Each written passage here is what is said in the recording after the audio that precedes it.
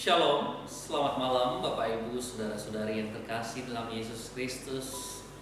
Kita bersama-sama akan mendengarkan firman Tuhan di dalam persekutuan di malam hari ini. Untuk itu mari kita satukan hati, kita berdoa.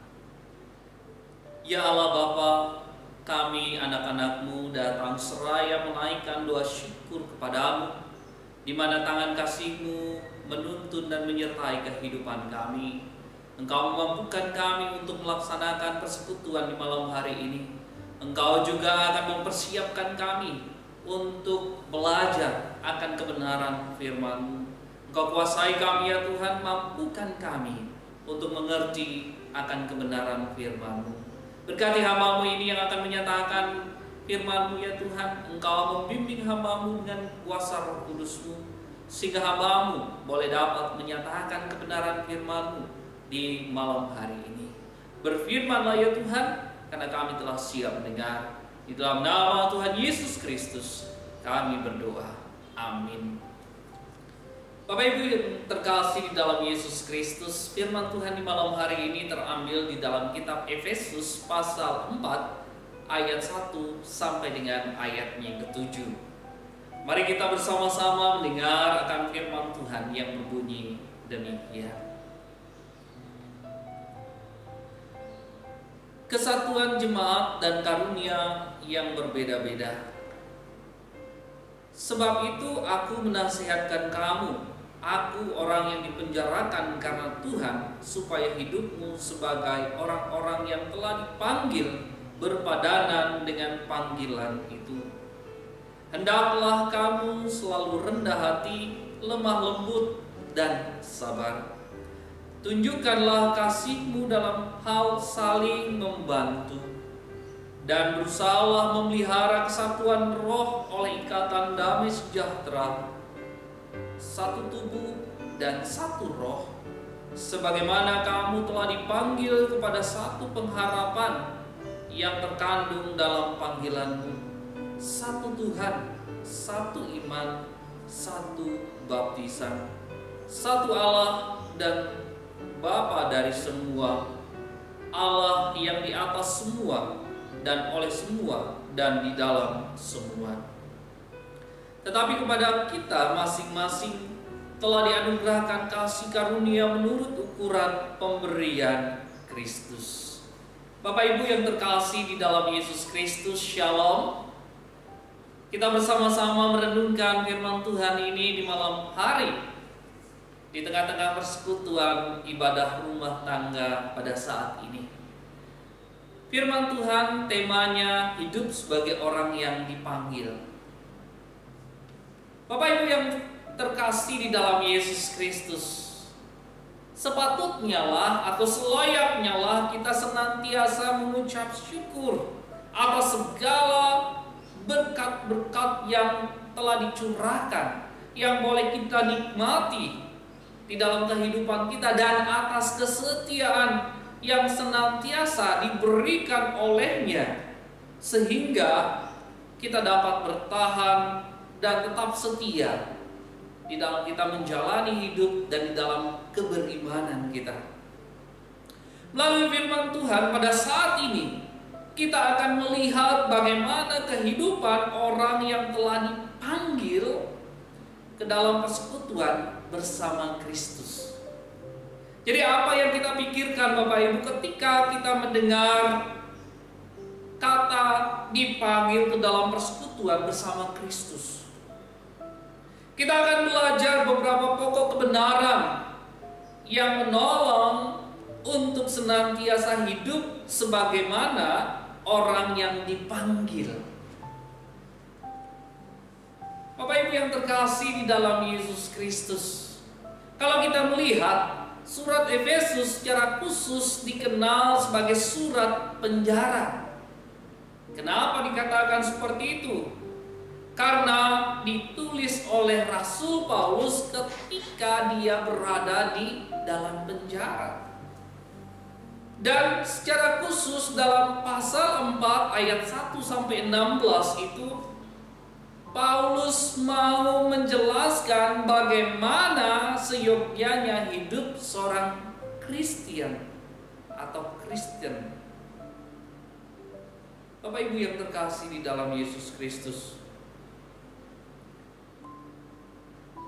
bagian yang menarik dari teks ini adalah ketika Paulus menasehati jemaat di Efesus untuk mereka hidup berpadanan. Jadi kita bisa melihat di dalam ayatnya yang pertama, sebab itu aku menasehatkan kamu, aku orang yang dipenjarakan karena Tuhan, supaya hidupmu sebagaimana orang-orang yang telah dipanggil berpadanan dengan panggilan itu. Ada sebuah kata berpadanan di sini. Berpadanan artinya mempunyai bobot yang sama, seimbang, di mana kepercayaan, kelakuan, pengakuan kepercayaan, tingkah laku, doktrin dan kewajiban, ucapan bibir, cara hidup, ajaran-ajaran yang kita dengar harus kita praktekkan di dalam kehidupan kita, harus seimbang, mempunyai bobot yang sama di dalam kehidupan kita. Jadi itulah arti kata berpadanan. Dan surat ini, Bapak Ibu saudara-saudari yang terkasih dalam Yesus Kristus, ditujukan atau diberikan kepada jemaat dengan latar belakang non-Yahudi, di mana mereka diingatkan kembali ketika mereka terpanggil. Jadi mereka tidak ada lagi batasan dalam mengikut Yesus karena mereka telah dipanggil. Tidak ada lagi batasan ras, suku. Mereka sama di hadapan Tuhan. Mereka layak di hadapan Tuhan. Bapak Ibu saudara-saudari yang terkasih di dalam Yesus Kristus, firman Tuhan juga di malam hari ini, di mana Paulus mengajarkan kepada kita agar dapat hidup sebagaimana orang yang telah dipanggil atau sebagai orang yang telah menerima karunia panggilan di dalam Tuhan Yesus. Jadi kita diingatkan kembali bagaimana kita yang dulunya adalah orang yang berdosa telah diselamatkan olehnya, diajak, dipanggil olehnya, dan kita bisa hidup sesuai dengan keterpanggilan kita di dalam Yesus Kristus. Ada 4 hal yang bisa kita pelajari di dalam bacaan kita di malam hari ini. Yang pertama adalah rendah hati, di mana inti teks ini membahas tentang kesatuan. Maka rendah hati adalah suatu bagian yang penting.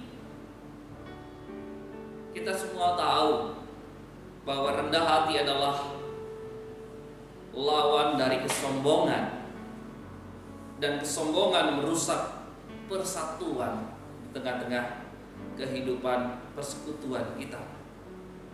Rendah hati berarti kerendahan hati, kesederhanaan, dan kesopanan. Jadi kata rendah hati yang dimaksud di sini adalah kerendahan hatian yang memanifestasi atau perwujudan sebagai suatu penyataan perasaan. Jadi diungkapkan, dilakukan di dalam kehidupan bahwa benar mereka adalah orang yang rendah hati. Pertanyaannya, dari manakah asal kerendahan hati Kristiani itu? Dan Apa yang tercakup di dalamnya? Itu yang mungkin menjadi pertanyaan dalam kehidupan kita. Kalau memang kita dikatakan rendah hati, dari mana asalnya kerendahan hati itu? Apa saja sih yang ada di dalamnya? Kerendahan hati Kristiani berasal dari pengenalan diri. Artinya kita mengenal diri sendiri adalah sesuatu yang paling hina di dunia ini. Kebanyakan orang bersandiwara dengan dirinya sendiri. Tidak jarang, bahkan banyak kita temui tidak sesuai dengan apa yang menjadi kehidupannya sehari-hari. Mereka lebih banyak bersandiwara. Mereka tidak ingin mengenal diri mereka secara pribadi dalam kehidupan mereka. Kerendahan hati yang sejati akan muncul apabila kita berhadapan dengan diri sendiri dan menyadari bahwa kita adalah manusia berdosa dan memperoleh panggilan karena anugerahnya. Jadi ketika kita memiliki kerendahan hati, Bapak Ibu, kita sadar siapa kita. Kita adalah orang yang berdosa dan kita sadar bahwa kita dipanggil olehnya, kita diselamatkan olehnya semata-mata karena anugerahnya. Jadi yang perlu kita ingat dalam kehidupan kita, kerendahan hati Kristiani bersumber dari hidup dalam pimpinan Allah. Jadi jangan pernah kita mengatakan bahwa dengan kehebatan saya, dengan kekuatan saya, dengan kemampuan saya. Tetapi sumber utama di dalam kehidupan kita adalah dalam pimpinan Allah sendiri. Kalau kita menyadari bahwa Allah memimpin kehidupan kita, pasti kita dimampukan untuk melakukan kerendahan hati itu di setiap kehidupan kita. Yang kedua, Bapak Ibu, saudara-saudari, lemah lembut. Mungkin kita sering mendengar kata lemah lembut ini,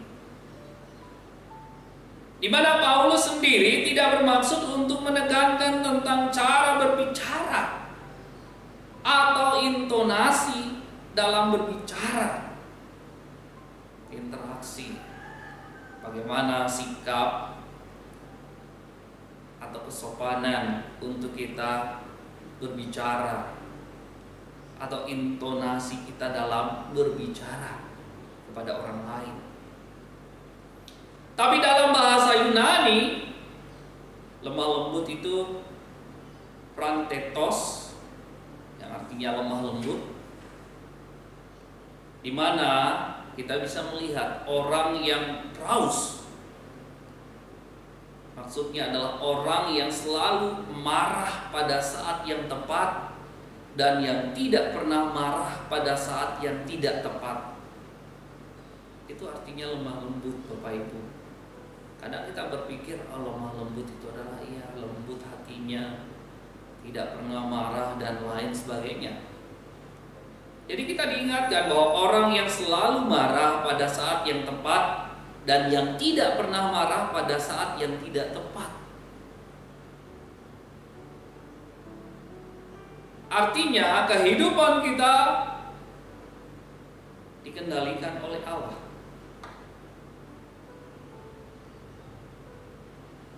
Kita tahu di mana posisinya, kita tahu kapan saatnya, waktunya kita melakukan hal itu di dalam kehidupan kita.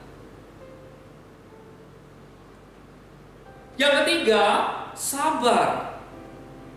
Mungkin kata sabar juga sering kita dengar dalam kehidupan kita. Tapi apakah kita mampu melakukan sabar itu? Kesabaran yang dimaksud oleh Paulus di dalam bacaan ini adalah bukan kesabaran yang biasa. Dalam bahasa Yunaninya, Pakrotumias artinya panjang sabar. Jadi kita sebagai orang Kristen atau kesabaran Kristiani adalah semangat yang tak kenal menyerah dalam situasi kondisi apapun dalam kehidupan kita. Kita tidak akan pernah menyerah, kita tidak putus asa, menanggapi segala sesuatu dengan baik, tidak digoyahkan oleh sesuatu apapun, sehingga kita tetap teguh di dalam kehidupan kita. Banyak orang mengatakan sabar itu ada batasnya, tapi di sini kita diingatkan sabar itu adalah panjang sabar. Dalam bahasa aslinya, bahasa Yunani, makrotumias, yang artinya panjang sabar. Kita harus memiliki kesabaran yang dalam di dalam kehidupan kita. Kita harus memiliki semangat yang tak kenal menyerah dalam kehidupan kita dalam situasi apapun. Itulah yang harus kita miliki di tengah-tengah kehidupan kita. Sabar. Yang keempat, menjaga kesatuan di dalam persekutuan. Rasul Paulus sendiri mengingatkan kepada jemaat pada waktu itu untuk berusaha dengan sungguh-sungguh menjaga persatuan roh di antara mereka dengan damai sejahtera. Paulus sendiri mengingatkan kepada jemaat di Efesus untuk senantiasa menggunakan kasih dan damai sebagai pengikat persekutuan, bukan kepentingan orang atau sekelompok orang. Luar biasa sekali apa yang dinasihatkan Paulus kepada jemaat di Efesus pada saat itu, khususnya bagi orang-orang non-Yahudi. Menguatkan mereka, walaupun pada saat itu ia sedang berada di dalam penjara atau dari balik penjara. Dia membuat surat kepada jemaat di Efesus, meneguhkan mereka melalui surat ini, sehingga mereka tetap menjaga kesatuan hidup persekutuan mereka, dan mengingatkan kembali kepada mereka untuk hidup sebagai orang yang dipanggil oleh Tuhan. Terlebih lagi diingatkan di dalam ayatnya yang ke-7, tetapi kepada kita masing-masing telah dianugerahkan kasih karunia menurut ukuran pemberian Kristus. Jadi ingat bahwa kehidupan kita ada sampai pada saat ini semata-mata karena anugerah dan kasih karunia yang dinyatakan oleh Yesus Kristus di dalam kehidupan kita. Terus bagaimana dengan kita saat ini, Bapak Ibu, saudara-saudari yang terkasih? Sudahkah kita melakukan hal ini? Sudahkah kita hidup sebagai orang yang dipanggil? Sudahkah kita memiliki kelemah lembutan di dalam kehidupan kita? Sudahkah kita memiliki kerendahan hati di dalam kehidupan kita? Sudahkah kita sabar? Sudahkah kita menjaga persatuan dan kesatuan di dalam persekutuan kita?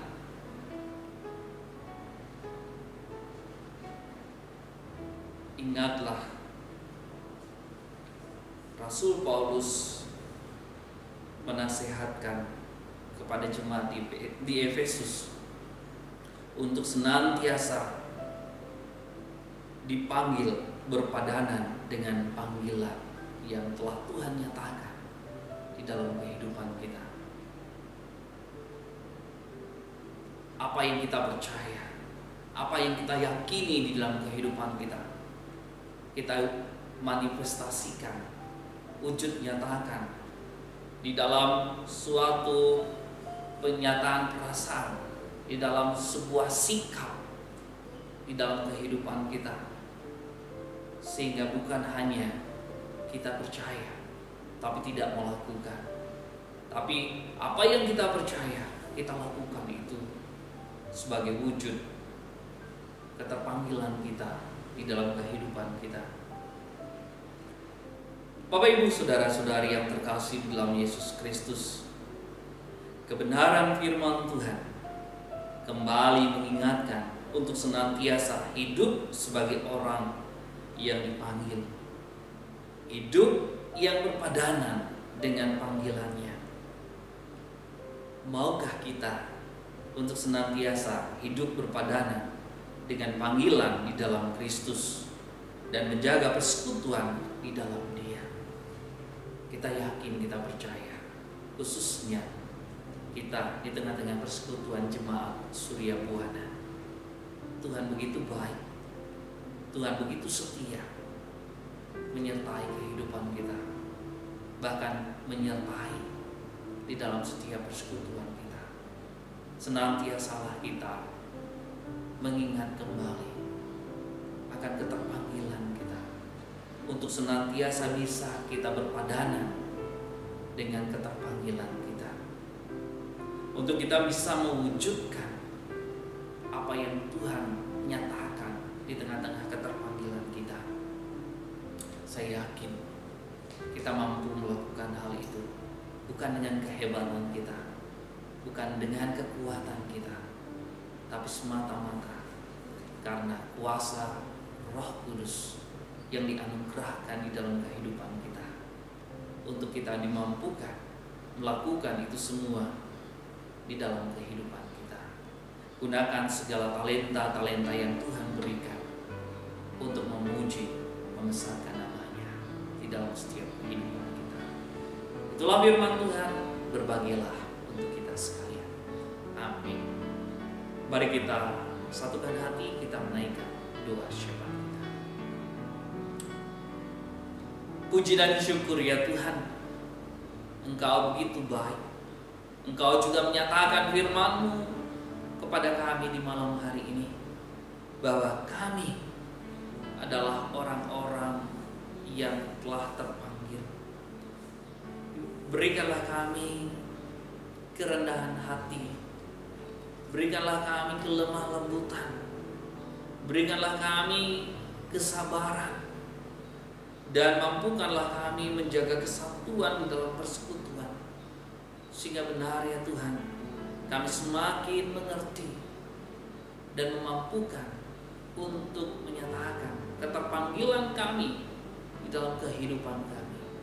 Ya Tuhan Allah Bapa kami, sertai jemaat-Mu Surya Buana ya Tuhan. Engkau kuasai kami masing-masing. Engkau berkati di dalam segala pekerjaan dan usaha kami, sehingga kami dimampukan untuk merasakan dan menikmati segala limpahan berkat-Mu di dalam setiap kehidupan kami. Berkati anak-anak kami di dalam tumbuh kembang, di dalam pendidikan, di dalam pekerjaannya.